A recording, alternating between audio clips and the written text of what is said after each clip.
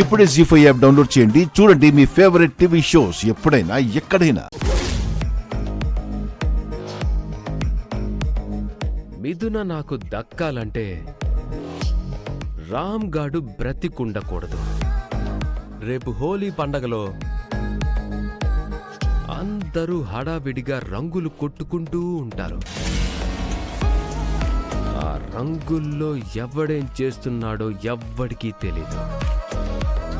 అందరూ ఆ గొడవలో ఉన్నప్పుడు నేను ఈ కత్తితో రామ్ గాడిని పొడిచి చంపేస్తాను.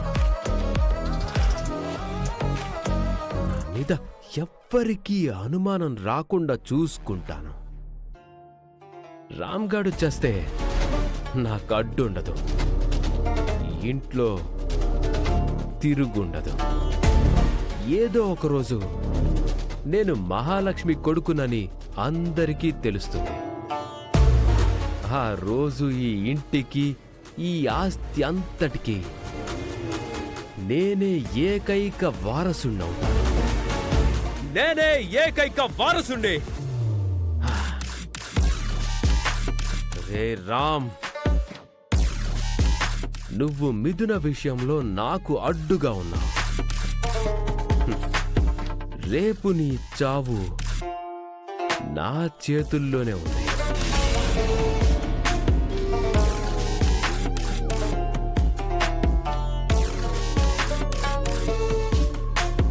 నా చేతుల్లోనే ఉంది. వద్దన్నా నాతో షాపింగ్ చేయించారు. ఎందుకు పిన్ని? రేపు హోలీ ఈవెంట్కి వెళ్తున్నావు కదా, నువ్వు రిచ్గా వెళ్ళాలి సీత. నాకు ముఖర్జీ బాబాయ్, సుశీల పిన్నిలు బట్టలు ఇస్తున్నారు కదా. నీకు మేం కూడా కొత్త బట్టలు కొనివచ్చు, తప్పు లేదు సీత.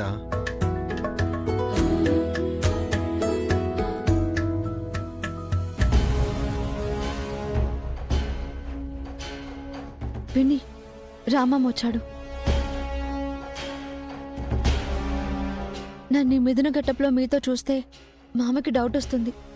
నేను మామకు కనిపించకుండా దాక్కుంటాను.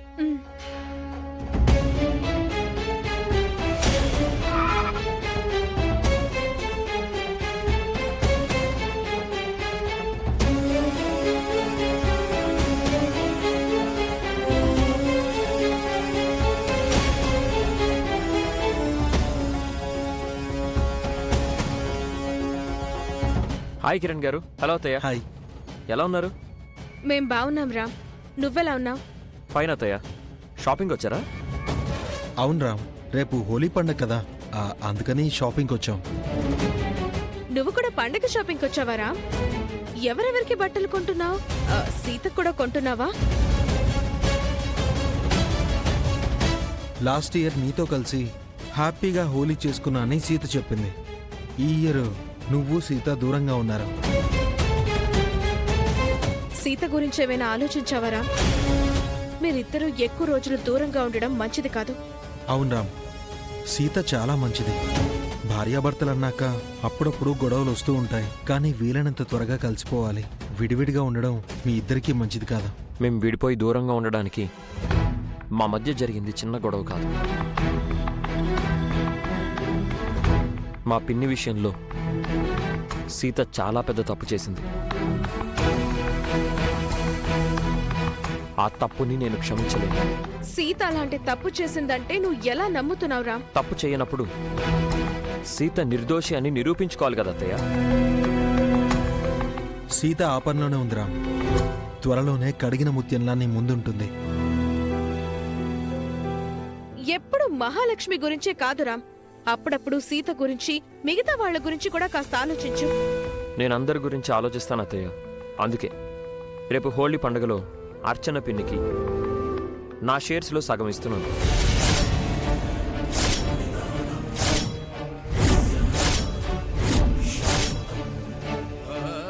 అర్చన వదినకు మళ్ళీ ఆస్తందుకు రామ్? అర్చన పిన్ని గిరిబాబాయిలకంటూ సొంత సంపాదన లేదని వాళ్ళు బాధపడుతున్నారు. వాళ్ళకి ఏదైనా హెల్ప్ చేస్తే బాగుంటుందని మహాలక్ష్మి పిన్ని కూడా చెప్పింది. అందరికీ అన్నీ చేస్తున్నావు రామ్, ఒక్క సీతకి తప్ప. సీత విషయంలో నేనేం చేయలేను. ఏం చేసినా సీతే చేయాలి. వెళ్ళొస్తాను.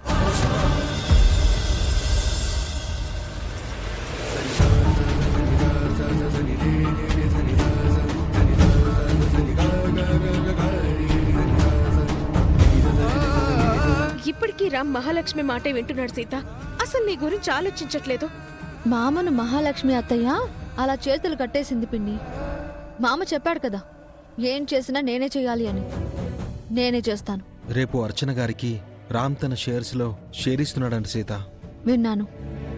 మహాలక్ష్మి అత్తయ్య ఏదో స్కెచ్ వేసి మామతో ఆ పని చేయిస్తుంది. లేదంటే సడన్ గా అర్చన అత్తయ్యకు ఆస్తెందుకు?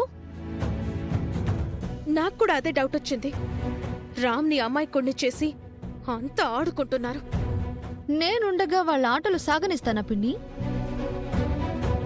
ఏ చిన్న అవకాశం దొరికినా రామమ్మ షేర్స్ అర్చన అత్తయ్యకి రానివ్వకుండా ఆపి మహాలక్ష్మి అత్తయ్య ప్లాన్ని తిప్పికొడతాను.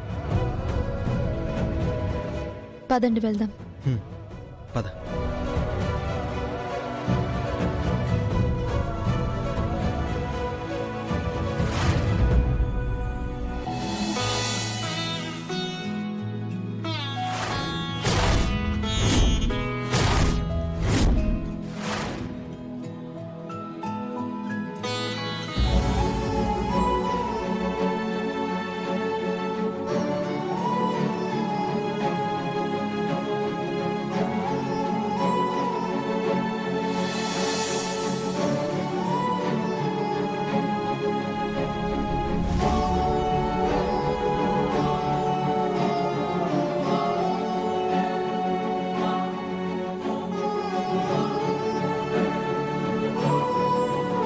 లాస్ట్ ఇయర్ సీతతో హ్యాపీగా హోళీ చేసుకున్నాను.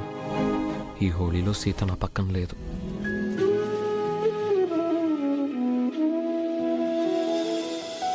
ఈ హోళీ పండగ మనకు ఆస్తి తీసుకురాబోతోందండి.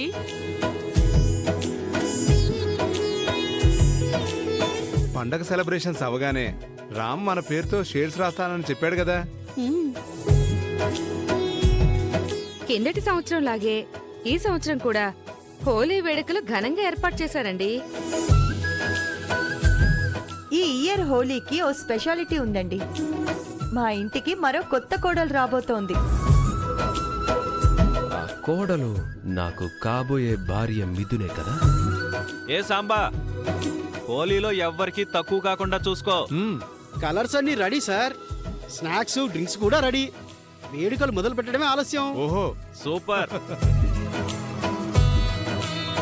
మహా, సెలబ్రేషన్ స్టార్ట్ చేద్దామా? హోలీ వేడుకకి మిథునని రమ్మని చెప్పాం జన. తను రాగానే స్టార్ట్ చేద్దాం. మిథునకు ఒకసారి కాల్ చేయి మహా. అలాగే. జీ5 యాప్ డౌన్లోడ్ చేసి అన్ని ఎపిసోడ్స్ పూర్తి ఉచితంగా చూడండి.